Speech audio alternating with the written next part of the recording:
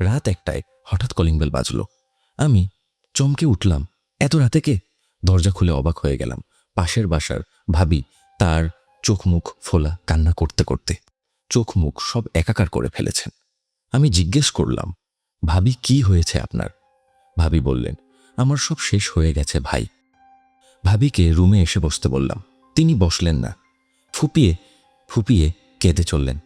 আমি বললাম, ভাবি আপনার সমস্যা না বললে কিভাবে এর সমাধান করব বলেন, কি হয়েছে? রনি ভাই কোথায়? ভাবি ফোপাতে ফোপাতে বললেন, আপনার রনি ভাই তো আর নেই। জি, কি বলেন?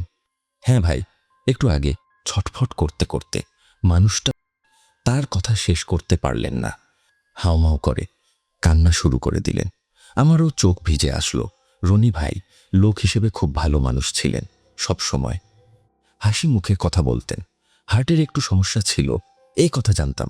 এমনভাবে উনি চলে যাবেন ভাবতেও পারিনি। তো যেটা হলো, সেই রাতেই ভাবি ভাইকে নিয়ে তাদের গ্রামের বাড়িতে যেতে চাইলেন। গ্রামের বাড়ি কিশোরগঞ্জ, যেতে 2-2.5 ঘন্টা লাগতে পারে ঢাকা থেকে। এত রাতে অ্যাম্বুলেন্স পাওয়া সহজ ব্যাপার নয়। আমার পরিচিত এক অ্যাম্বুলেন্স ছিল, তাকে কল করলাম, সে চলে আসলো। তার গাড়িতে করেই ভাইকে নিয়ে যাওয়া হবে কিশোরগঞ্জ। ঠিক হলো। যাওয়ার সময় ভাবি আমার হাত ধরে বললেন, এত রাতে একা একা যেতেও ভয় লাগছে, আপনি কি একটু যাবেন আমার সাথে? কি করব, আর না করতে পারিনি।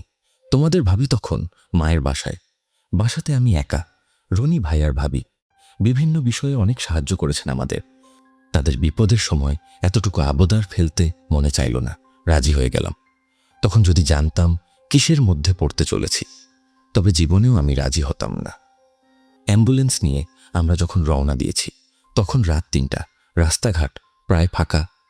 অ্যাম্বুলেন্স শাঁসা করে ছুটে চলেছে।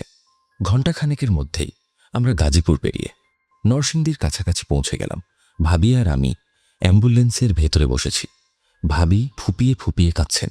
সামনে রনি ভাই, সাদা কাপড়ে ঢাকা। আমি অ্যাম্বুলেন্সের জানালা দিয়ে বাইরে তাকিয়ে আছি। আমার কেন যেন খুব অস্বস্তি লাগছে। আমি অ্যাম্বুলেন্সের ভেতরে তাকাতেই পারছিলাম না। তাকালেই সাদা কাপড়ে ঢাকা রনি ভাইয়ের দিকে চোখ যাচ্ছে। আমি তার দিকে একদমই তাকাতে পারছিলাম না। বাইরে তখন ভীষণ অন্ধকার। হেডলাইটের আলো পড়ে হালকা আলোকিত হচ্ছে, এর বাইরে আর কিছুই দেখা যাচ্ছে না।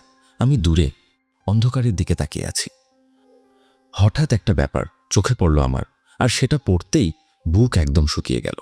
আমাদের গাড়ির পাশ দিয়ে, রাস্তার পাশে যেখানে হেডলাইটের আলো পড়ে একটু আলোকিত হয়েছে রাস্তা, একজন কেউ দৌড়ে যাচ্ছে। শুধু দৌড়ে গেলেও ভয় পেতাম না। সবচেয়ে ভয়ঙ্কর ব্যাপার কি জানো? আমাদের গাড়ি তখন চলছে 60 কিমি বেগে। রাস্তার পাশের সেই লোকটা সেই অন্ধকারের ঠিক গাড়ির সাথে একই বেগে আমাদের সাথে দৌড়ে যাচ্ছিল। আমি ভয়ে ভয়ে ড্রাইভারের দিকে তাকালাম। সে এক মনে গাড়ি চালাচ্ছে, মনে হচ্ছে না কিছু দেখেছে। ভাবির দিকে তাকালাম।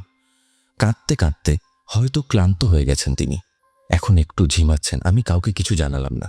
ড্রাইভার ভয় পেলে সর্বনাশ, ভাবি ভয় পেলেও ঝামেলা হবে।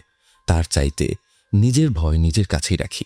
আমি এক মনে দোয়া দরুদ পড়তে লাগলাম। দোয়া পড়তে পড়তে গাড়ির ভেতরেই তাকিয়ে রইলাম। এখন আর গাড়ির বাইরে তাকাতে ইচ্ছা করছে না। তবুও 2-1 বার চোখ যাচ্ছে, আর যখনই চোখ যাচ্ছে তখনই আঁতকে উঠছে বুক। কারণ তখনও আমি লোকটাকে দেখতে পারছিলাম। এক সময় আমার চোখ গেল গাড়ির রেয়ার ভিউ মিররে। আমি চমকে উঠলাম। ড্রাইভার আমার দিকে তাকিয়ে আছে, তার চোখটা আমি দেখতে পারছি। তার চোখে ভয় ভীষণ।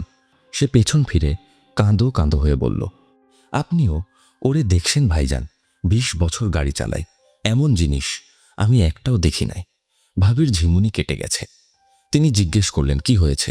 আমি বললাম, কিছু হয় নাই ভাবি, আপনি দোয়া পড়েন। ড্রাইভারের দিকে তাকিয়ে বললাম, আপনি গাড়ি টানেন, কোনো দিকে তাকায়েন না। হঠাৎ রক্তহীন করা এক চিৎকারে আমার বুক শুকিয়ে গেল। ভাবির চিৎকার। তিনি রনি ভাইয়ার বেডের দিকে তাকিয়ে চিৎকার করছেন। তার দৃষ্টি অনুসরণ করে আমিও তাকালাম বেডের দিকে।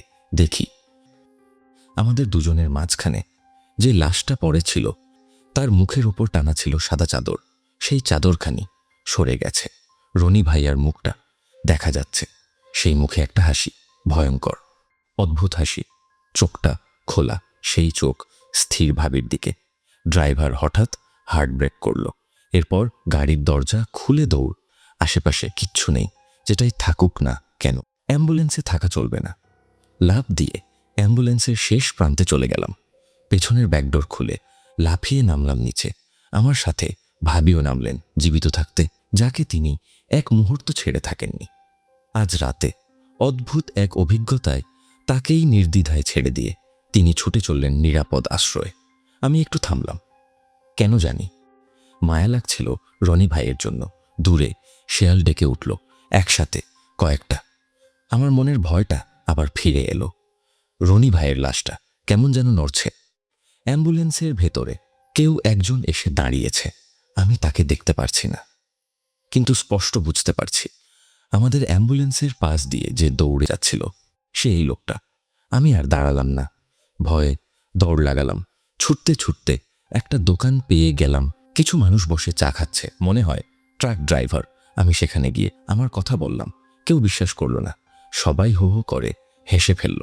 শুধু মনে হলো দোকানদারের মুখটা শুকিয়ে গেল একটু। দোকানের চা খেতে থাকা লোকগুলো শেষমেশ আমাকে নিয়েই এগোলো অ্যাম্বুলেন্সের দিকে। কি হয়েছে দেখতে চায়। অ্যাম্বুলেন্সটা স্থির, শান্ত, তার আশেপাশে কেউ নেই। আমরা এগিয়ে গেলাম। লোকগুলো আমাকে টিটকিরি দিচ্ছিল। লাশ নিতে গিয়ে ভয় পেয়েছি এই কারণে। আমরা অ্যাম্বুলেন্সের কাছে পৌঁছালাম।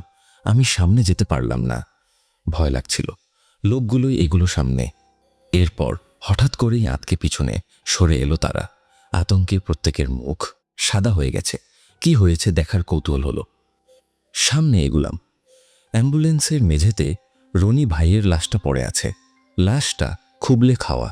এমন বিভৎস লাশ আমি আর কখনো দেখিনি। ওই এলাকায় এখনো নাকি খুব দুর্ঘটনা ঘটে। এখনো কিছু কিছু লাশ পাওয়া যায় না। সেগুলো যে কই যায় বলতে পারে না কেউ। এটাই ছিল আজকের ঘটনা। ঘটনাটি পাঠিয়েছিলেন শোয়েব বাশার, বাংলাদেশ থেকে। এরকম আরও ঘটনা শুনতে আমাদের ইমেইল করতে পারেন স্ক্রিন এ দেওয়া ইমেইল অ্যাড্রেসে।